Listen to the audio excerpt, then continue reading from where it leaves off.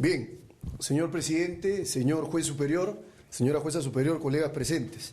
En representación de Cindy Arlet Contreras Bautista, vamos a realizar el alegato final en este juicio de apelación de sentencia, no sin antes precisar, señores jueces, que conforme el artículo 424, numeral 4 de nuestro nuevo Estatuto Procesal Penal, si bien se ha entrado del alegato apertura al interrogatorio del acusado y directamente al alegato final, eso no significa que ustedes no puedan valorar la prueba documental que ya ha sido aportada en el juicio de primera instancia. Me refiero al informe pericial, a los dictámenes periciales, exámenes periciales y sobre todo, señores jueces, me refiero a los videos de visualización del Hotel Las Terrazas.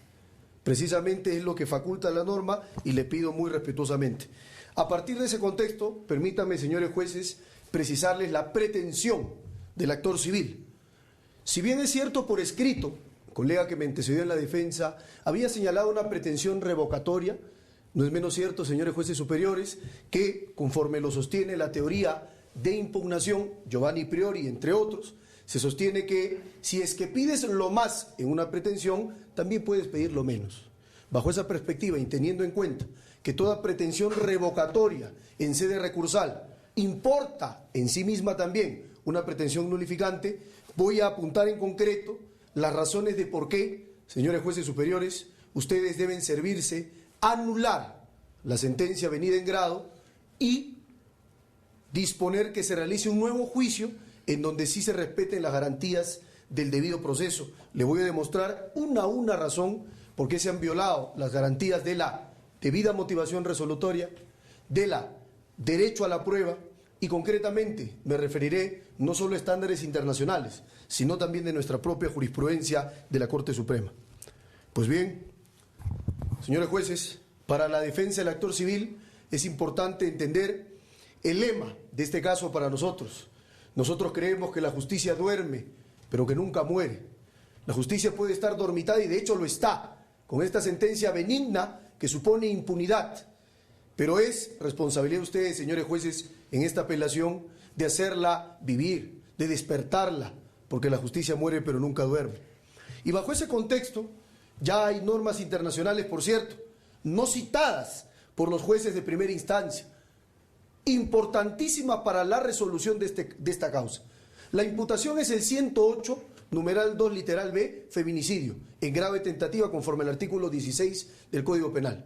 Y también en la imputación del delito de violación sexual del artículo 170 del Código Penal. Esa es la imputación jurídica. Pero la imputación contextual, señores jueces, tiene que verse, y no se ha visto así por la sentencia, conforme a tratados internacionales obligatorios para el Perú, conforme a la cuarta disposición final y transitoria de la Constitución. Me refiero a la Declaración de las Naciones Unidas sobre la violencia contra la mujer, que está presente desde el año 1993 y reconoce el derecho de toda mujer a vivir una vida libre de violencia. Me refiero a la Convención de la CEDAW de las Naciones Unidas, Convención de las Naciones Unidas para la eliminación de todas las formas de discriminación contra la mujer. Me refiero a la Convención Belén do Pará, Convención Interamericana de la OEA para prevenir, sancionar y erradicar toda forma de violencia contra la mujer, que pese a que son tratados obligatorios, no han sido citados por los jueces de primera instancia. ¿Qué dice el juzgado colegiado cuando analiza el feminicidio? Fíjese, analiza bajo un libro de un autor peruano. ¿Es suficiente eso?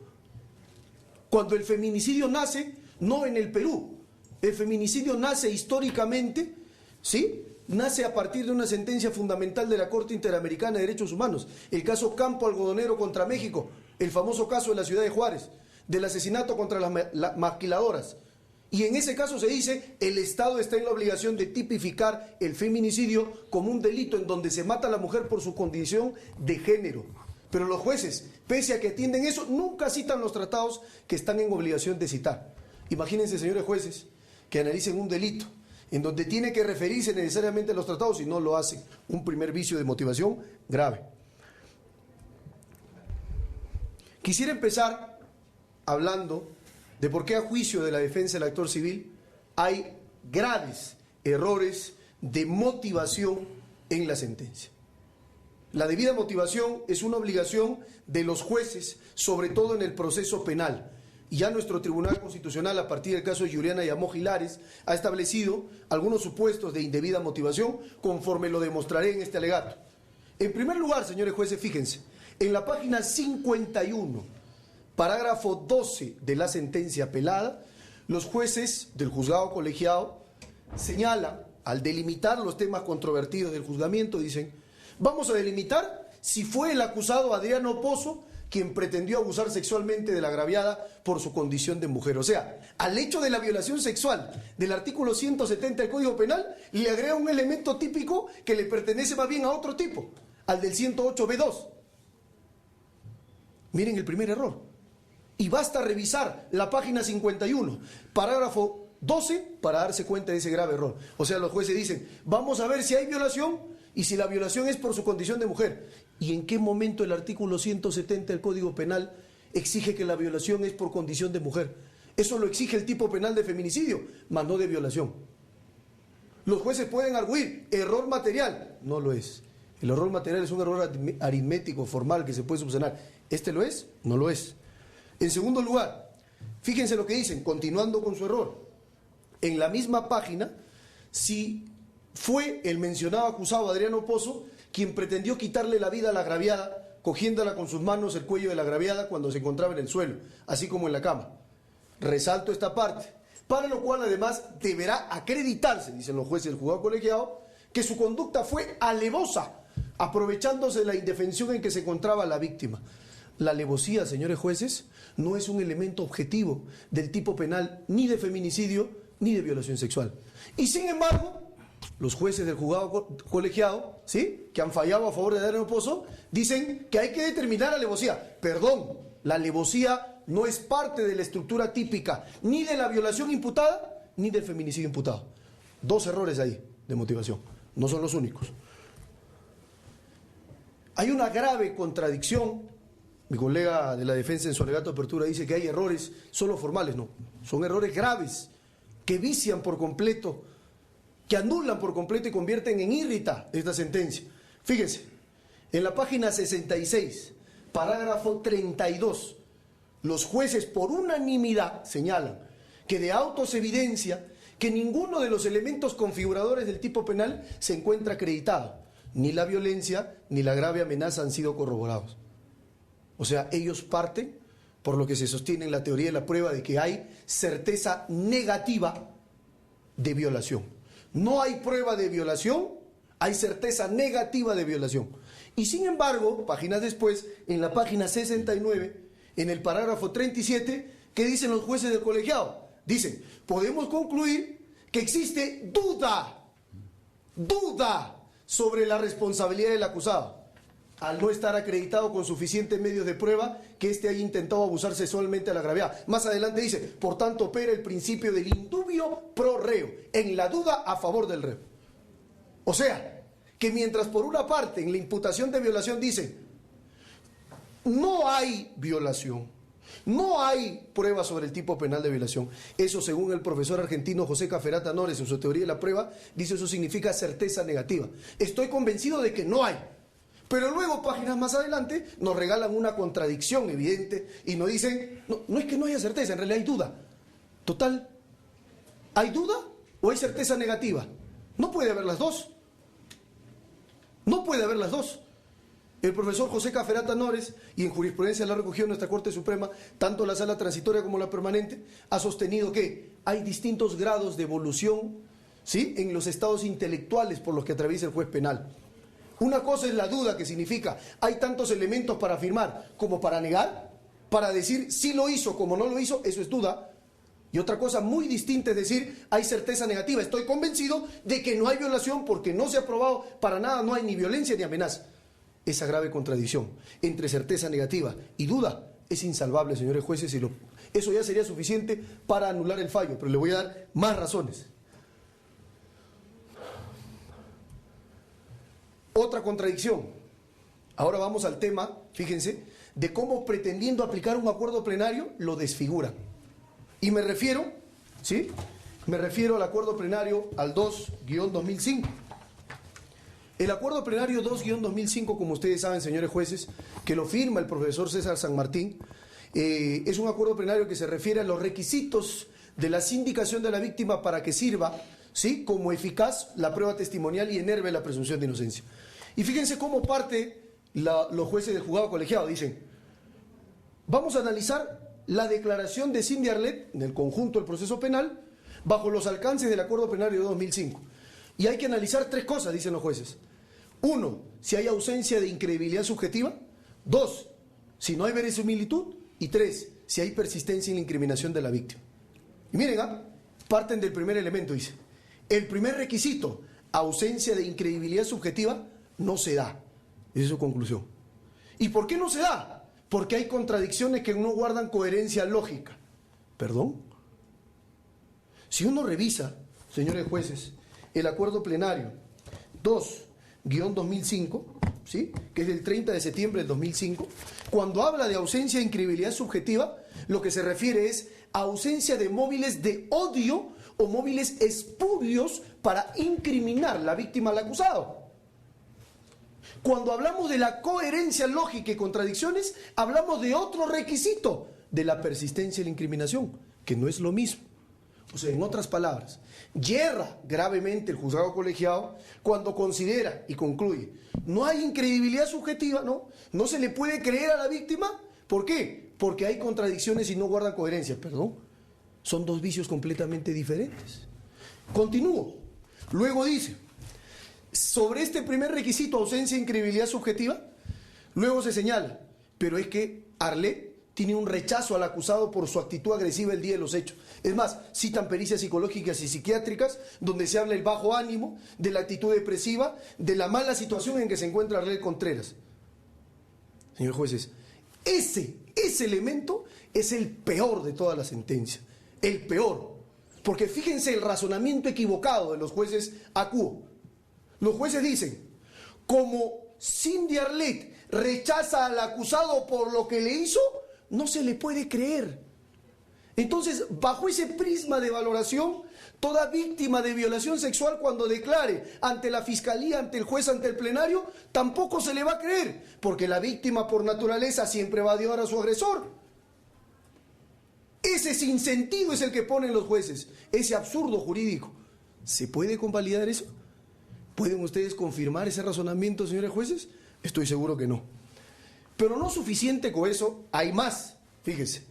Luego dicen, del análisis probatorio, comprobamos, más bien, que al no existir verosimilitud en el relato incriminador de la agraviada, o sea, después de haber analizado el primer requisito, que es ausencia de incredibilidad subjetiva, ausencia de móvil espurio, animadversión para imputar, concluyen que no hay verosimilitud, cuando la verosimilitud es un requisito distinto de la incredibilidad. En otras palabras, yerra nuevamente el juzgado porque por un lado dice, está acreditada la no incredibilidad, y como está acreditada eso, concluimos de que no es verosímil. Lo verosímil, conforme lo dice también el acuerdo plenario 2-2005, establece a la credibilidad. ¿Es creíble, es razonablemente creíble lo que dice? Eso es verosímil.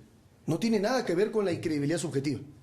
Y basta cotejar la página 67, parágrafo 33, con la página 68, parágrafo 35, para darse cuenta de esa grave contradicción.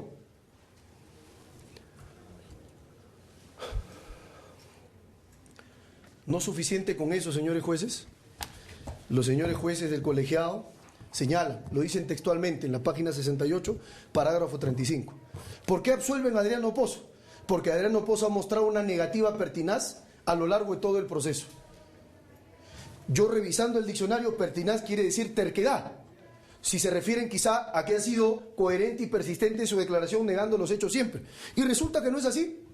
Porque su declaración en juicio de primera instancia, el 28 de abril de 2006, él habló todo. Habló con lujo de detalles todo. Pero resulta que el mismo día de los hechos, el 12 de julio del 2015, se corrobora con folios 17 y 19, Adriano Pozo, cuando se le preguntó por los hechos, dijo no recordar absolutamente nada. Eso es, pregunto, señores jueces, pertinaz negativa. O sea, primero dice, no recuerdo el día de los hechos, hora después de ocurrir los hechos. Y casi un año después, recuerda todo. ¿Eso es pertinaz negativa, coherente? No lo es. O sea que ni uno, ni por otro motivo, puede confirmarse esa sentencia. Continúo. hay errores de valoración, no solo de motivación. Hay graves errores de valoración en la sentencia. Fíjese, la sentencia establece que no hay tentativa de violación sexual porque en realidad nunca se ha probado ese ánimo, esa intención, dice, de parte de Adriano Pozo hacia abusar sexualmente a Arlet Contreras, ¿no? Y se concentran en el análisis de su entrada voluntaria al hotel de Las Terrazas, cuando eso es irrelevante, señores jueces. ¿Qué es lo relevante? El análisis de lo que ocurrió en la madrugada del 12 de julio del 2015 en la habitación 204 del Hotel Las Terrazas. Eso es lo relevante.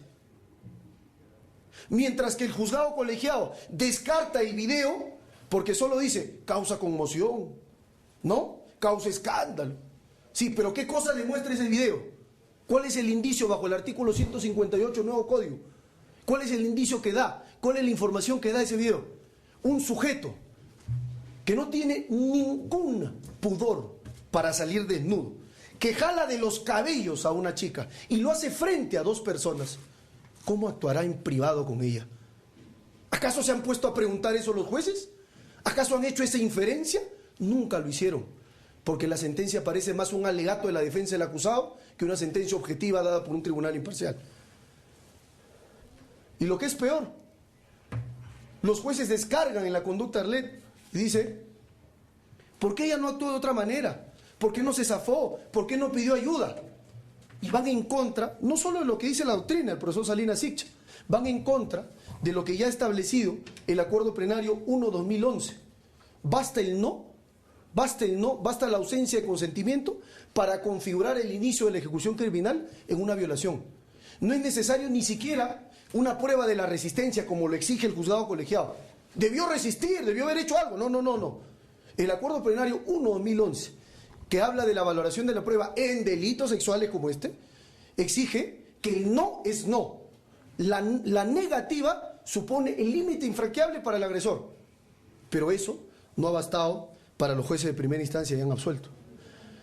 Luego, en el caso, este es para el caso de violación, para el caso de tentativa cometen otro craso error.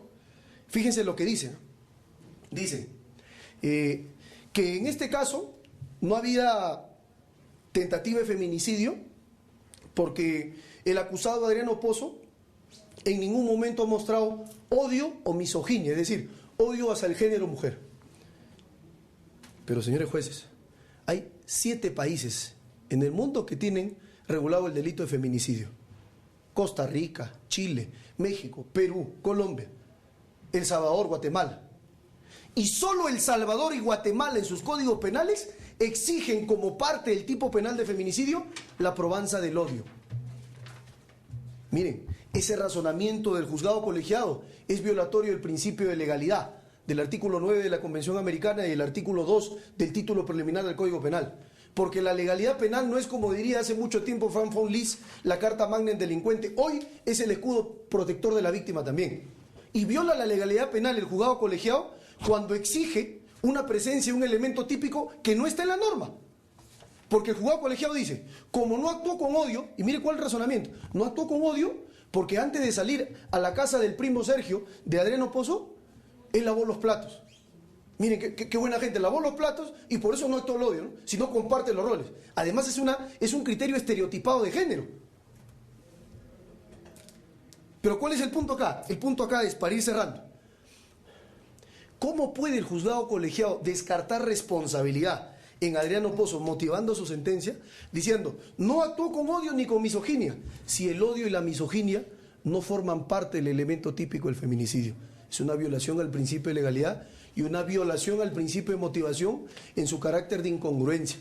La Fiscalía nunca planteó, bajo el alcance del Acuerdo Plenario 6-2009, del artículo 349 de nuestro nuevo código, nunca planteó la Fiscalía en su acusación que tenía que probarse el odio o la misoginia, porque no está en el tipo. Pero los jueces, yendo más allá, dicen, no hay odio, no hay misoginia, hay que absolver por tentativa de feminicidio. Voy cerrando. Señores jueces, hay errores de motivación, hay errores de valoración, pero además hay motivos prohibidos. En algún momento El juzgado colegiado en el fundamento 32, en el parágrafo 32 de su sentencia, dice: de auto se evidencia que ninguno de los elementos configuradores del tipo se ha acreditado, en el que no se está ante una eventual agresión sexual por un desconocido, dicen los jueces de primera instancia. Pues según ha quedado evidenciado, tanto el acusado y la agraviada sostuvieron un breve periodo de enamoramiento y que incluso habían acudido al hotel 3 veces aproximadamente. O sea, colocan la conducta sexual de la agraviada como un criterio de valoración en el delito de violación sexual. Y eso no se puede. Y leo y cito textualmente: el acuerdo plenario 1/2011 de nuestra Corte Suprema dice que no se puede valorar en los casos de violación sexual ni la credibilidad, ni la honorabilidad, ni la disponibilidad sexual de la víctima. Y no puede inferirse ello de la naturaleza sexual de su comportamiento anterior o posterior de la víctima. Es decir, es recusable jurídicamente que los jueces, para absolver, digan: como han sido enamorados y como antes han venido al mismo hotel, no es razonable pensar que ha habido violación. ¿Que entre enamorados no puede haber violación? Van 4 veces al hotel y la 4ª vez no puede violar y las 3 primeras sí puede haber consentimiento. ¿No puede haber eso? Y ese criterio lo estableció la Corte Interamericana en el caso Belis Franco contra Guatemala en el 2014. Pero la Corte Interamericana lo tomó a su vez de las reglas de procedimiento de la Corte Penal Internacional, del Estatuto de Roma del 98, que entró en vigencia en 2002. O sea que hay toda una corriente internacional que dice: no, en un caso de violación no valores conducta anterior de la víctima, y los jueces lo hacen. Por esa y más razones, señores jueces, es que esa sentencia, por incurrir en violaciones de debida motivación, por incurrir en violaciones del derecho a la prueba, en su manifestación de valoración objetiva y razonable, como lo dijo el Tribunal Constitucional, caso Marcelino Tineo Silva, caso Magali Medina y Ney Guerrero, cuando ocurren esos supuestos, la sentencia es nula. Pido la nulidad de la sentencia y pido que con ella, con su sentencia anulatoria, ustedes puedan hacer que la justicia despierte, porque la justicia duerme pero nunca muere. Gracias, señores jueces.